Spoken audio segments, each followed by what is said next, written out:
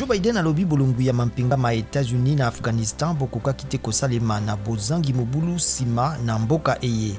Na biyano apesi télévision Amerika ABC, mokonzi ya États-Unis alobi akotika basoda ba Amerika bazongaki na Afghanistan kino le 31 août soki bayi Amerika pe bato basungaki bango babimi nanu te. Mampinga ma ekolo Congo démocratique malobi ete mabengani lisangali ya batomboki makanika Twiganeo Ngumino na bisika babomba maka na Haut Plateau na Sud Kivu sima na mposo moko ya bitumba. Mokambi na bango colonel Michel Rukundo alias Makanika na basungi baye bakimi na zamba kasi bavandi ya bisika biepe bakimi.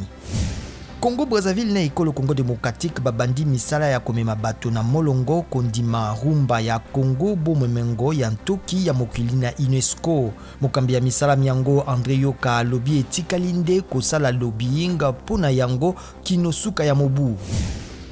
Mangole mamisato ma COVID-19 makobanda kopesama sanza ekoya na États-Unis elobi bakambi ba bokolongono bolukuluki botalisi ete sima na sanza mwambe bokasi ya mangole ya mibale bobandaka kosila na nzoto ya bato.